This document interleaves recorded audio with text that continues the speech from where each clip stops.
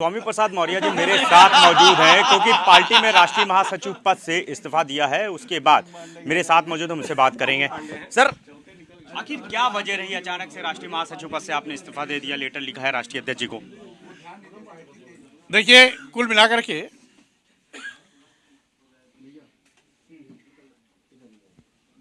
इस्तीफा के पत्र में इस्तीफे के कारण बिंदुवार शब्द दिए गए हैं और उसमें एक एक वाक्य सारी चीजों का स्पष्ट उल्लेख कर रही है। कारण वही है जो पत्र में है, उसके सिवाय और कोई कारण नहीं है।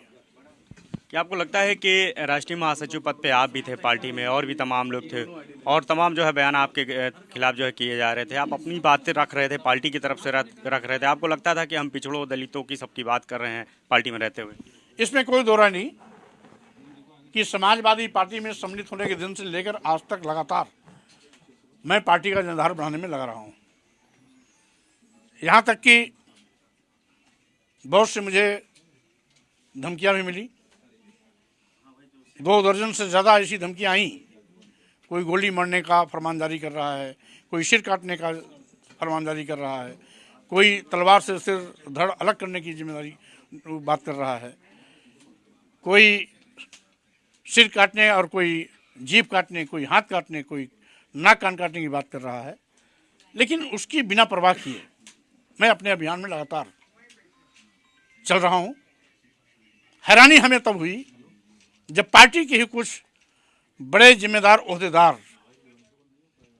ये कह करके मेरे इस अभियान की हवा निकालने की कोशिश करते हैं कि ये मौर्य जी का निजी बयान है। एक राष्ट्रीय महासचिव वो जिसका बयान पार्टी का है, एक राष्ट्रीय महासचिव मैं, तो मेरा बयान निजी कैसे हो जाता है? तो राष्ट्रीय महासचिव में जो भेद है मैं उसको भी जानने की कोशिश किया हूं राष्ट्रीय दल से। ये राष्ट्रीय महासचिव का पद कैसा है कि एक का बयान पार्टी का, एक का बयान निजी हो जाता है। अगर यही भेदभावपूर्ण पद ये है और हर बयान मेरा निजी हो जाता है तो ऐसे बकवास राष्ट्रीय महासचिव पद को लेकर करेंगे क्या? आपने कहा कि राष्ट्रीय अध्यक्ष जी से हमारी बातचीत हुई है, उसके बाद आपने पत्र भी लिखा है, तो क्या स्वामी प्रसाद मौर्य भी राष्ट्रीय महासचिव पद से ही इस्तीफा दे रहे हैं या पार्टी में बने रहेंगे या आगे कोई बड़ा डिसीजन लेने वाले हैं? सब कुछ उस पत्र में उल्लिखित है। आगे क्या होना है वो भी उल्लिखित है, अभी क्या दे रहा हूं ये भी उल्लिखित है। सर, नाराजगी क्या है? कल पार्टी मुख्यालय में शालिग्राम की पूजा की गई, सारे लोग थे, आप वहां मौजूद नहीं थे। आपने बताया कि मुझे कोई जानकारी नहीं थी।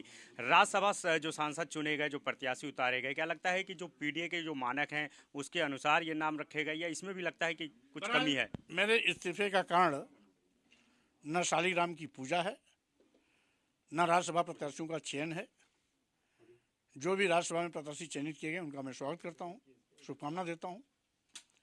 और रही बात श्रद्धा और पूजा की, ये लोगों की व्यक्तिगत भावनाएं हैं, इस पर मेरी कोई टिप्पणी नहीं है, क्योंकि सबका अपना तौर तरीका होता है पूजा पाठ का, अपने आराध्य की के प्रति उसकी श्रद्धा व्यक्त करने की। इसलिए शालिग्राम की पूजा हमारे राष्ट्रीय अध्यक्ष जी का व्यक्तिगत मामला है, उस पर किसी प्रकार की कोई टिप्पणी नहीं है। और पत्र का संबंध भी इन दोनों से बहुत दूर दूर तो कहीं कुछ दिखाई नहीं पड़ता है। सर, कोई डेडलाइन है? अखिलेश यादव जी ने दी है कि हाँ ठीक है हम तय कर रहे हैं? अब हमको जो करना था वो मैंने दे दिया, इस्तीफा पत्र भेज दिया। उन्हें क्या करना है अब राष्ट्रीय अध्यक्ष तय करेंगे। सर, इंडिया गठबंधन की बात होती है और आरएलडी जो है छोड़ के चली जाती है। इसी तरह तमाम जो सहयोगी दल हैं वो भी जो है इसी तरह छींटाकशी में लगे हैं। आज स्वामी प्रसाद मौर्य ने भी इस्तीफा दे दिया राष्ट्रीय महासचिव पद से।